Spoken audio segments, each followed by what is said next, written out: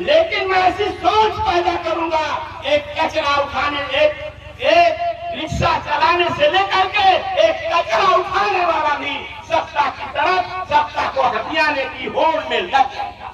ये मेरे लोगों, मैं आप लोगों से अपील करता हूँ, चुनाव का बहुत कम समय बचा है। आपके सामने भारतीय जनता पार्टी के लोग आएंगे। ये भारतीय जनता पार्टी के वो लोग हैं, ये मेरे बहुजन समाज के लोगों, ये भारतीय जनता पार्टी के वो लोग हैं। बाबा साहब डॉक्टर अम्बेडकर को अपने जीते जी सम्मान नहीं दिए। कांग्रेस के लोग जीते जी बाबा साहब डॉक्टर अम्बेडकर को सम्मान नहीं दिए।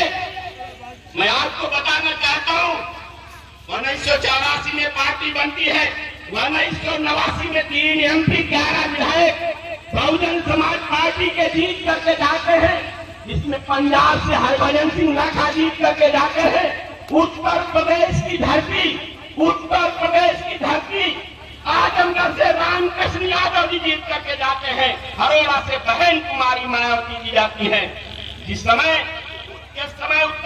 इस देश का मुख्यमंत्री बनना था, VP सिंह को मुख्यमंत्री बनना था, VP सिंह गिड़गिड़ाते हैं साहब कांसीराम से गिड़गिड़ाते हैं, आप अपने 3 MP सहयोग दे दीजिए।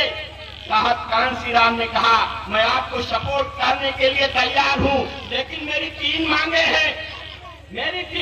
हैं। उन मांगों को आप पूरा करने का काम करना। पहली मांग मानवर कांसीराम साहब ने रखी थी, मंडल कमीशन लागू करो वरना कुर्सी खाली करो। दूसरी मांग ये रखी थी, बाबा साहब डॉक्टर अम्बेडकर को भारत रत्न से सम्मानित करो। ये मांग रखी थी उस समय हमारे 3 MPओं में से एक MP हमारे रामकृष्ण यादव थे, जिन्होंने कहा था मैं मंत्री नहीं बनूंगा, मैं कुछ नहीं बनूंगा। साहब कांसीराम की अगुवाई में बाबा साहब डॉक्टर अम्बेडकर को अगर भारत रत्न का सम्मान मिला है, उसमें भी हमारे यादव भाइयों की शक्ति लगी हुई है। ए मेरे बहुजन समाज के लोगों, ए मेरे अनुसूचित जाति के लोगों, ए मेरे 6743 जातियों में बटे हुए लोगों, मैं आप लोगों से अपील करना चाहता हूँ। ए मेरे पिछड़े समाज के लोगों, 27% अगर आरक्षण मिला है आपको, तो उसमें भी यादव की शक्ति लगी है, यादव का भी योगदान है, उनका कर्ज है। उनके कर्ज को बाबा साहब डॉक्टर अम्बेडकर को जो भारत रत्न का सम्मान मिला है, ये यादव समाज का कर्ज है, बहुजन समाज पार्टी का कर्ज है। इसलिए आपसे मैं अपील करना चाहता हूँ, आने वाले चुनाव में भाई सतीश यादव पिंटू को भारी मतों से जिताने का काम करना। आपको बहुत लोग पैसा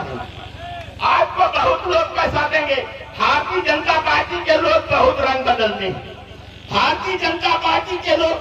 बदलते हैं, इन्होंने तो मानवर कांसीराम साहब के जो इलाज का पैसा रखा हुआ था, उस इलाज के पैसे को भी भारतीय जनता पार्टी के लोग सीबीआई लगा करके मानवर कांसीराम साहब के पैसा उठा करके ले गए थे। ये वही भारतीय जनता पार्टी के लोग हैं, इनसे भी होशियार रहने की जरूरत है। अगर मेरे रहनुमा मानवर कांसीराम साहब हमारे बीच में नहीं होते तो आज हमारी ये क्या हालत होती।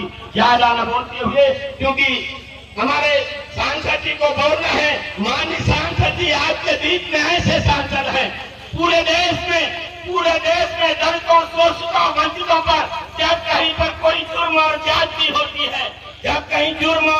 होती है, माननीय सांसद रामजी गौतम साहब पार्लियामेंट में आपकी आवाज को बुलंद करने का काम करते हैं। ऐसे सांसद आप लोगों के बीच में आज बैठे हैं।